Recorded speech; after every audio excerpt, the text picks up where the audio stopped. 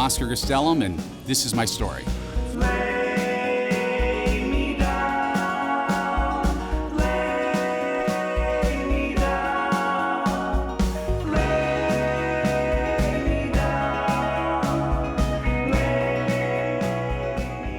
I come from a first generation of Hispanics, mother and father. Upbringing was from the LA area. Father, blue-collar worker, welder. And if there's one thing that I was taught as a child was work ethic. I think that's key in life in general. And that was instilled in me, whether it be sports, which I think sports in a sense plays a huge role in life. It's something that I love that my daughter, who's now 17, does. But I think in sports, I think one of the great things is that it teaches you to be competitive. It teaches you to be competitive, which life is. It teaches you to win, lose, overcome challenges, and how to adjust. I think a lot of that comes in life. And I played sports throughout my life, and right out of high school, I wasn't fortunate. I wasn't born with a silver spoon in my mouth. I wasn't fortunate to attend to a university. I did attend junior college, and I got a taste of money. I was introduced to the mortgage industry and immediately started working. I think during that time, I was turned off by my original career that I always wanted to do was to be an architect. And I think if anything, I was turned off by more of the people that I think were around me. They didn't have that motivation and the drive in which a lot of the guys, I would say, that I was introduced to in the mortgage industry taught me. How to think, how to apply a lot of these things. So right out of high school, of course, immediately I started working. Parents moved down to San Diego, and it was just full speed ahead. I think at that point, what happened is that even though I was surrounded by a lot of mentors that were teaching you, in a sense, how to think, how to blend both worlds, the blue-collar mentality and work ethic into today's corporate society. And the downside there is that I didn't have the guidance, the father figure at that point, because my parents being here in San Diego. So, like I said, it was full speed ahead. And, unfortunately and fortunately, I started doing really well very soon. And when I turned 24, 25, my life came to a sudden halt. I suffered a pretty dramatic car accident in the city of Long Beach on a Sunday of all days. And, here you are laying in bed, where you can't do absolutely anything. Ribs are broken, ankles are shattered. I had surgery on my ankles, my knee, my face was busted up. I had to have veneers put in because they were shattered. And believe it or not, my face was pretty banged up and pretty swollen. And I think you come to a point in your life where, you have to realize that you have a choice, and I went through the emotional roller coaster. I went from having the drive, the momentum, because up to that point, I hadn't experienced pain from an emotional side or even a physical side, and having to experience both at the same time, I think was the hardest thing for me. You go through, depression. I went through that. Where you're laying in bed and you have to realize, is this going to beat me? And I remember the night.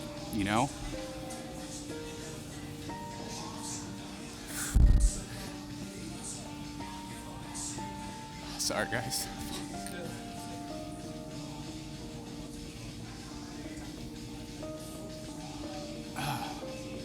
Ooh, it took me there, and I told myself I wasn't going to do that. I told myself, it took me there, and I think you realize that, you have a choice, At the time, like I said, I was 25.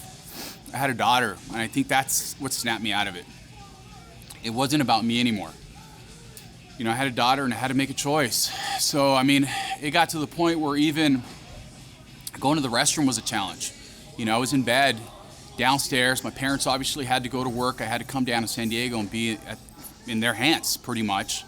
And so you've got 8 to 9 hours of the day where I'm just laying there. Literally, my mother would have to put breakfast and lunch there, and I would have to time my eating, though I didn't have an appetite to eat.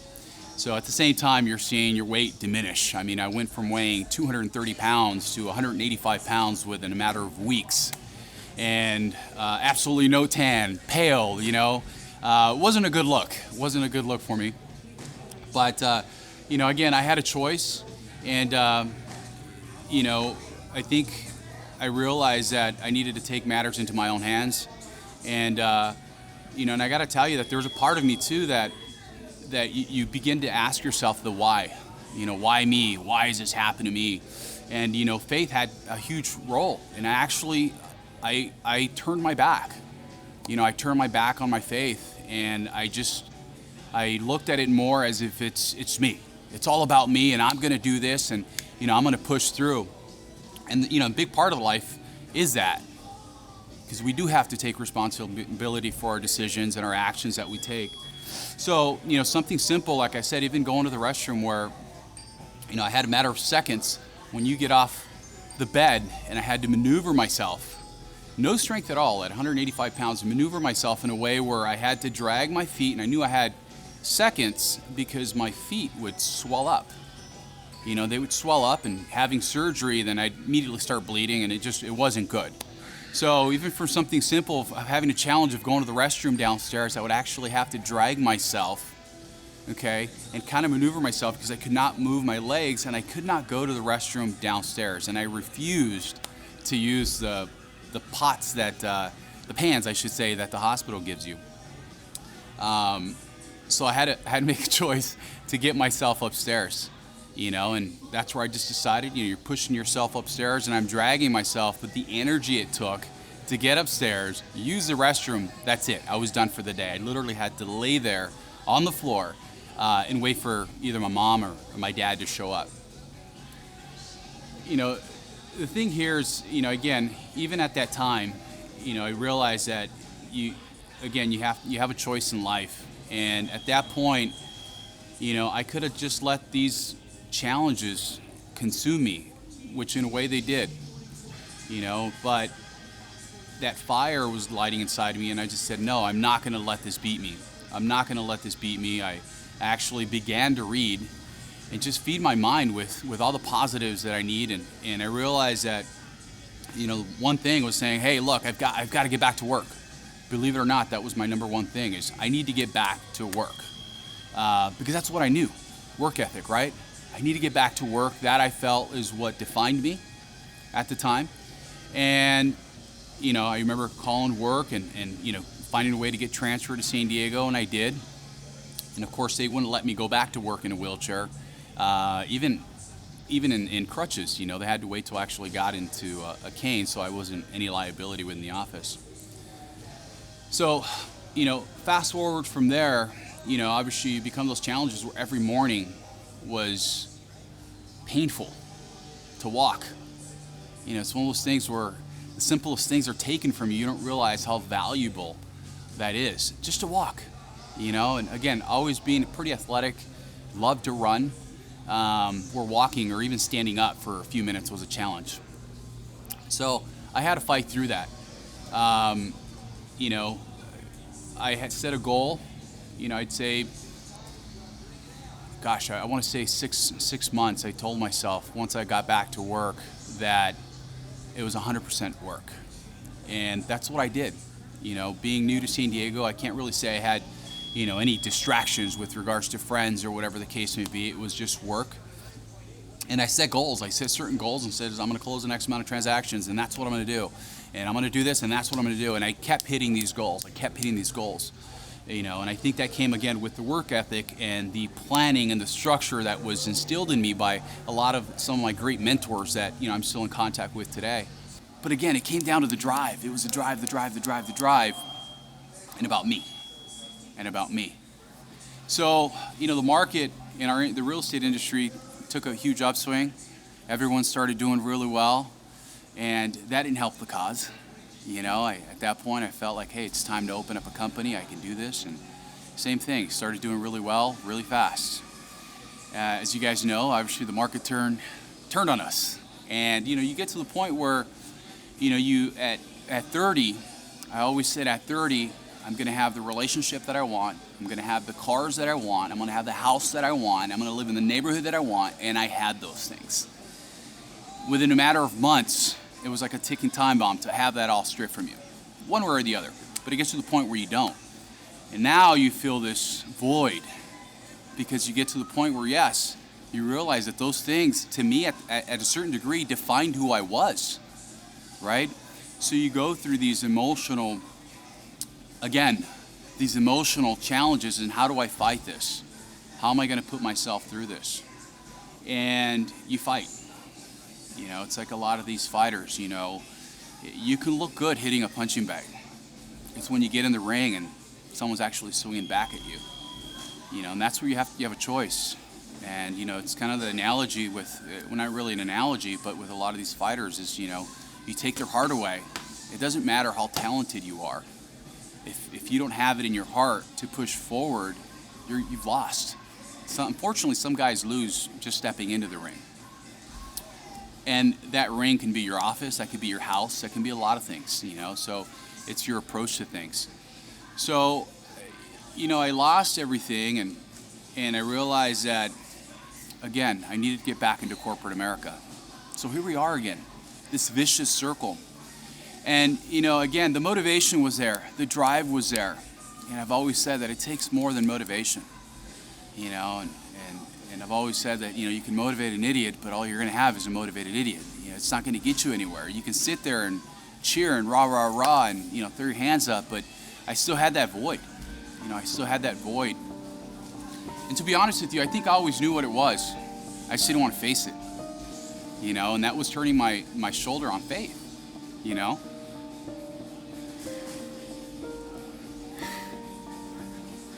And, I had a big part of me walked away.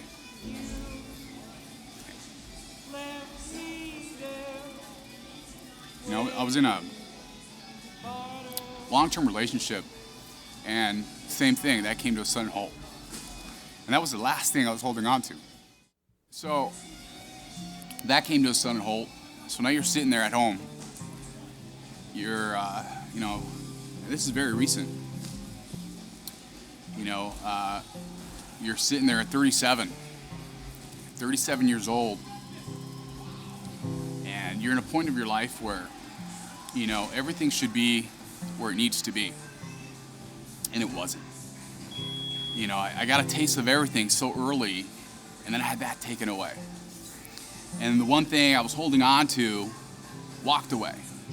So now you're sitting there, I'm going, wow, what do I do? And that's a question that we all need to ask ourselves, and I think in any scenario. We have choices, and we have challenges.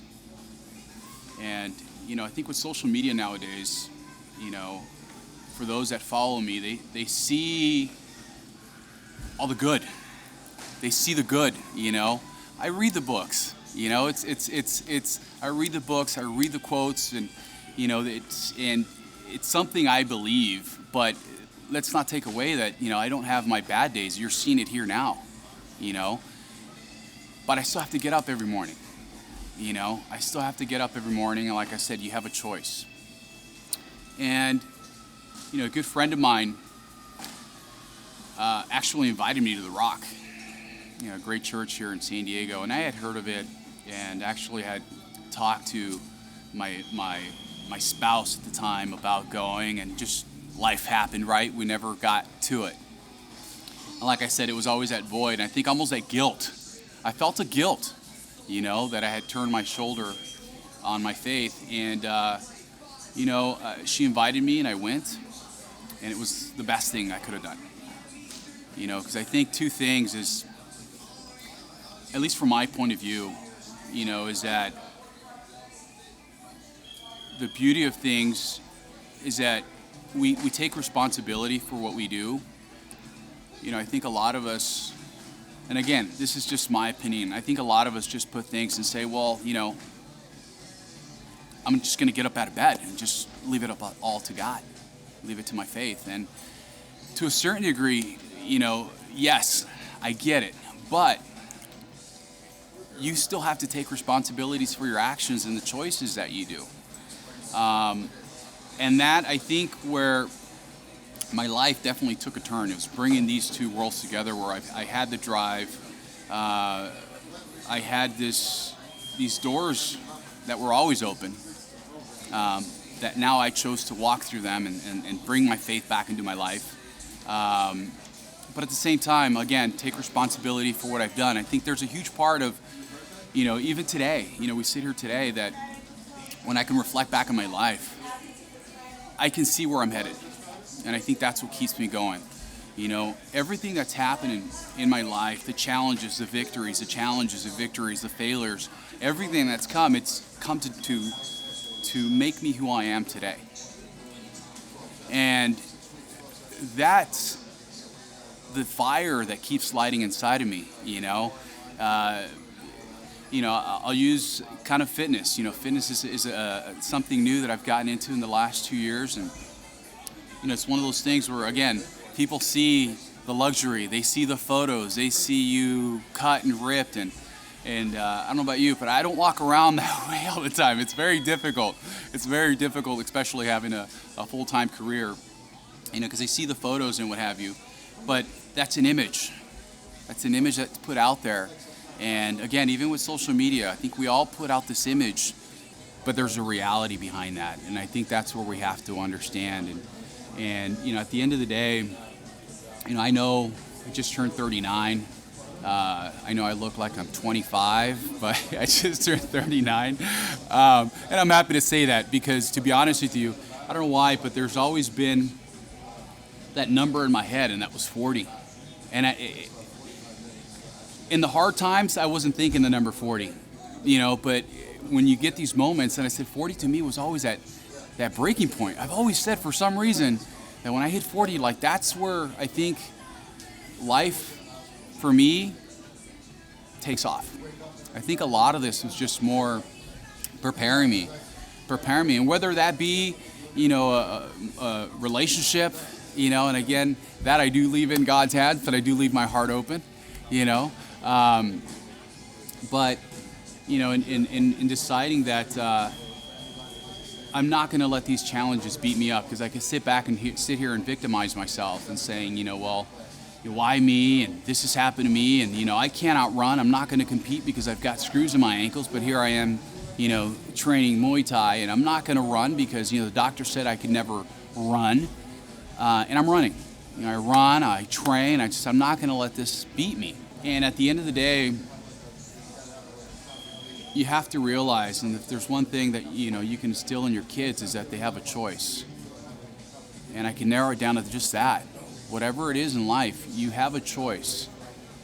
And the challenges are going to be there. I can tell you that right now. If you're at 100% right now, it doesn't matter. I hope you get these challenges, because it's those challenges that we're going to learn from. And with kids is getting them to connect, with their emotions, and understanding that, they have a choice in everything that they're going to do. And just to kind of rewind a little bit, with say my daughter, I remember talking to her, and she was sharing an experience in the car. And I always get this visual, because we did some of our, most intimate conversations were in the car, where I'm looking at her through the rearview mirror, and I'm talking to her, and she looked a little sad, and I'm saying, sweetheart, so, how was your day at school? And she said, well, okay. Well, why was it okay? And she shared this story how this one kid pushed her friend and made her cry. So immediately, my thing was, well, how did that make you feel? And if you would have seen the look in her eyes, it's one of those things where you get your kids to connect with how they feel is one thing, even as adults. Getting them to connect, how did that make you feel? She said, well, sad. And what did you do? Nothing. Okay. What could you have done? Told them to stop. The point I'm getting to here is two things. Is even as a child, it's getting our kids to connect with their emotions and understanding that in everything that they do, that they're going to have a choice. You know, even coming from a Hispanic culture where we're known to be very aggressive and, you know, discipline our kids and you know, to a degree, that's how I was raised. I learned very quick not to talk back. But in society, I think, you know, especially for my generation, I think a lot of us were raised that way. And especially with our culture, you know, I think there's a lot of, unfortunately, negativity that hovers over our culture, and you see it even with comedians. You see it with comedians and how, and we find it funny because we know it's true. We know it's true, but at the end of the day, you know, I think with kids, I think it's crucial to, at a young age, get them to connect with their emotions, letting them know that they have choices. You know, I think that's, if we do those two things, we're going to have some very driven and focused kids. Not to say that you guys don't, but, you know, I've seen it in my daughter. You know, I've seen it in my daughter. She's very driven, very focused, and, you know, if anything, she knows that there's a consequence in any choice that she makes, whether good or bad. You know, and I'm sure you guys have heard it that, you know, make a mistake once, and let's call it that. It's a mistake, but do it again, and now it's a choice, because ultimately you know what that consequence is. You know, and you know, you see a lot of the people again going through these circles of life. So again, I was part of that. You know, I was part of that, and making these decisions. But you learn. You know, I think in life, if anything, it's never too late. You know, it's never too late. Wherever you're at in life right now, you know, if you're in that tough position, you're not feeling, you know, emotionally strong or healthy, you know, you have a choice. You wake up and, you know, reach out to whatever you feel you need to reach out to, because we can't do it on our own. You know, we can't do it on our own. My void was my faith, and that's what keeps me going every day. So if I can leave you with one thing, is that remember that in life, there's a choice, so choose wisely.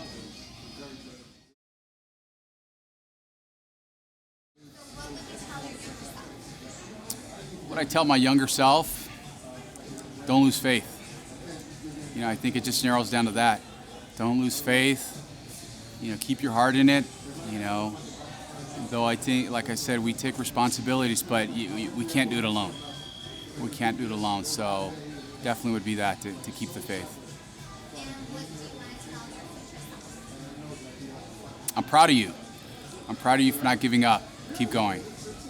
Because definitely life doesn't stop at 50, 60, or 70. You know, I think we hit these chapters in our lives that we have to enjoy. And like I said, that's why 40 to me has always been, I don't know why, it's always been that number. And fortunately, I just turned 39, like I said, so I'm only about 12 months out. So staying focused, keeping the faith. Just remember, you always have a choice.